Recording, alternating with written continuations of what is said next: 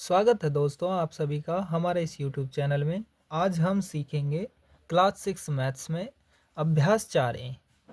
उसमें पहले ये चीज़ें आप सीख लीजिए। नंबर 1 आरोही क्रम, नंबर 2 अवरोही क्रम। तो आरोही क्रम किसे कहते हैं और अवरोही क्रम किसे कहते हैं, आरोही और अवरोही पता होने के बाद आप इस अभ्यास 4A को बहुत ही आसानी से कर पाएंगे। ठीक है, तो आरोही क्रम और अवरोही क्रम को एक एक करके हम देखते हैं। तो अवरोही क्रम कहते हैं घटते क्रम को, और आरोही आरोही कहते हैं बढ़ता क्रम, और अवरोही कहते हैं घटता क्रम। ठीक है, तो ये चीज़ें आपको समझ में आनी चाहिए। तो आरोही और अवरोही आपको पता लग गया होगा। और भी अच्छे तरीके से बताते हैं। बढ़ता क्रम मतलब जैसे 1 है, 1 के बाद 2 है, 2 के बाद 3 है, 3 के बाद 4, 4 के बाद 5, यानी 1 के बाद 1 बढ़ता हुआ जा रहा है।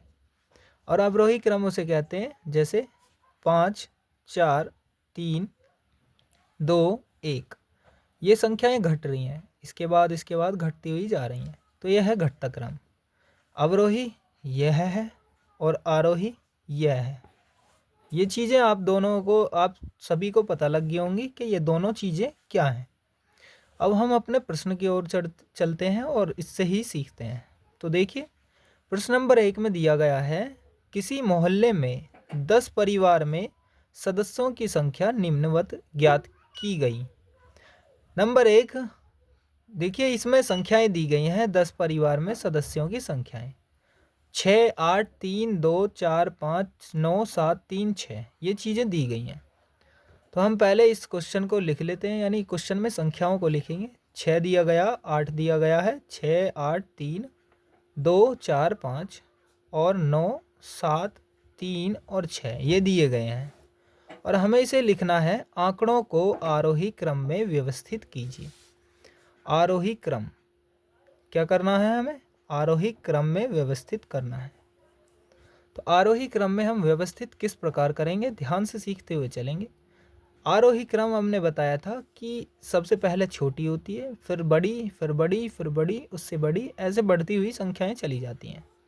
इसमें सबसे छोटी ढूंढेंगे तभी तो हम धीरे धीरे आगे संख्याओं को बड़ी कर पाएंगे। तो पहले सबसे छोटी ढूंढनी है। इसमें सबसे पहले सबसे छोटी है 2, और इसके अलावा कोई छोटी नहीं है। तो 2 के बाद इससे थोड़ी सी बड़ी कौन सी है, 3, ये रही। 2 लिख लिया है, 3 को भी लिख लिया है। एक 3 ये रहा, इसको भी लिखेंगे 3 को। और इसके बाद 3 के बाद क्या है, 4 संख्या, तो 4 को भी लिख लेंगे। 4 के बाद संख्या है 5, 5 को लिख लेंगे। और उसके बाद 6 2 बार दिया गया है, ये देखो, तो 6 2 बार लिखा जाएगा। उसके बाद 7 दिया गया है, और फिर 8 दिया गया है, ये वाला 8 दिया गया, और उसके बाद 9 दिया गया है।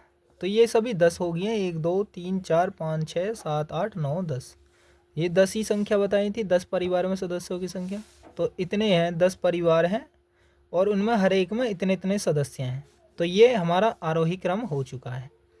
आप सभी को आंसर समझ में आ गया होगा किस तरह से हमने किया है। तो ये चीज़ आपको समझ आ गई होगी किस प्रकार से हम इस क्वेश्चन को करेंगे। अब प्रश्न नंबर 2 पर देखिए, 2 पर क्या कहा गया है। प्रश्न नंबर 2 में दिया गया है, निम्नलिखित आंकड़ों को आरोही क्रम में लिखिए। तो आरोही क्रम में रखना है हमें इनको। पिछली बार भी हमने, यानी प्रश्न नंबर 1 में भी आरोही क्रम निकाला है, इसमें भी आरोही क्रम ही करेंगे। ये संख्याएं दी गई हैं, हम इनको एक एक करके इनको लिखने के बाद सॉल्व करेंगे। तो ठीक है, इसको लिख लेते हैं संख्याओं को, और उसके बाद आगे देखेंगे किस तरह से हम करेंगे। ठीक है, तो संख्याएं लिख लेते हैं प्रश्न नंबर 2 की। 4 है, 6 है, 8 है, 2 है और 12 है, 22 और 29 और दी गई हैं संख्याएं 22 29 के बाद 23, 25, 24, 32, 37, 42, 44 और 9, ये सभी संख्याएं दी गई हैं। देखिए, ये सभी संख्याएं आपको दिख रही होंगी। तो इन संख्याओं को हम एक एक करके अपने द्वारा सोल्व करेंगे, यानी कि हमने क्या करना है, इसमें आरोही क्रम करना है। तो आरोही क्रम में हमें व्यवस्थित करके लिखनी है ये संख्याएं। तो किस प्रकार करके लिखेंगे, ध्यान से सीखिए।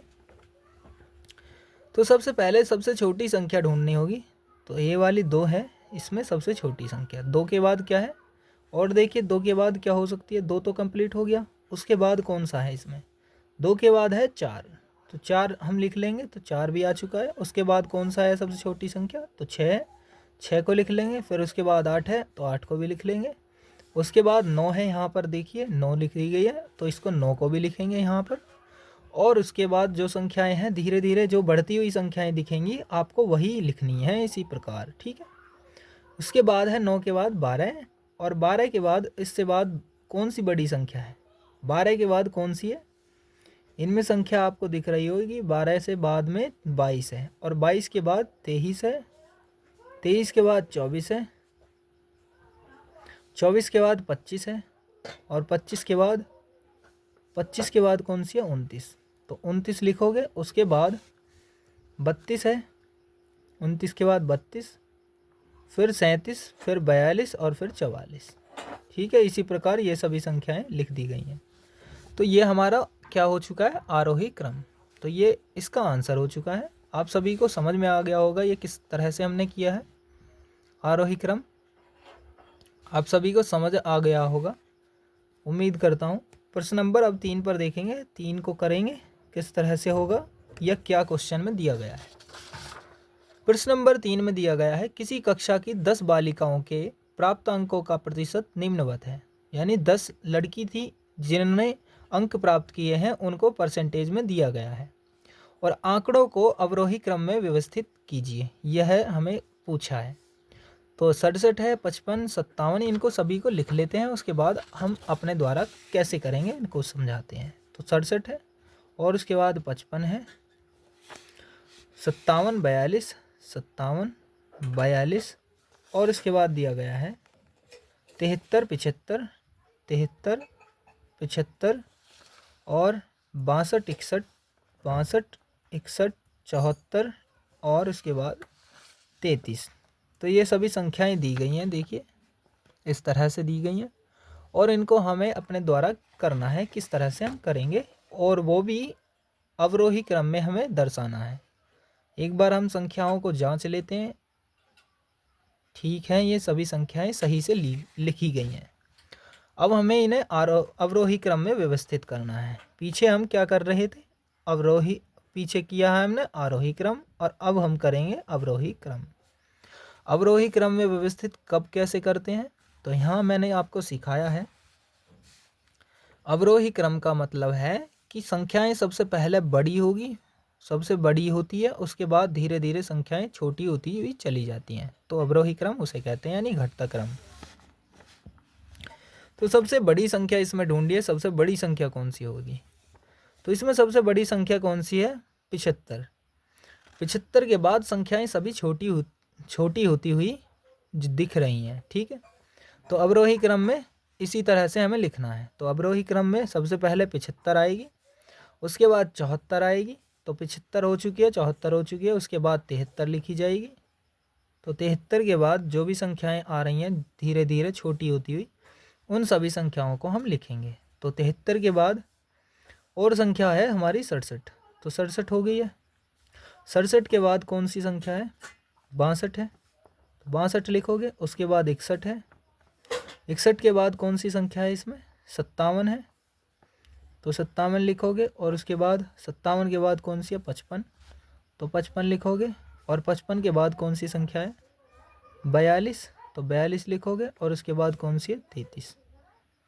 तो ये सभी संख्याएं हमने एक के बाद एक सभी संख्याएं लिख दी हैं। तो इस प्रकार इसका ये आंसर हो चुका है। देखिए सभी दिख रही होंगी आपको। इस चैनल पर नए हो तो चैनल को सब्सक्राइब कीजिए, ताकि आप आगे की वीडियोस को भी आराम से सही से देख सकें। और अभी तक आपने इस वीडियो को लाइक नहीं किया है तो लाइक कीजिए, और अपने दोस्तों तक शेयर कीजिए, ताकि वह भी इस मैथ्स को पढ़ सकें। इस चैनल को सब्सक्राइब ज़रूर कर लेना, ताकि आप अपने सिलेबस से रिलेटेड कुछ भी पढ़ सकें। और हमें कमेंट कीजिए आपको किस विषय से संबंधित आपको क्लासेस चाहिए।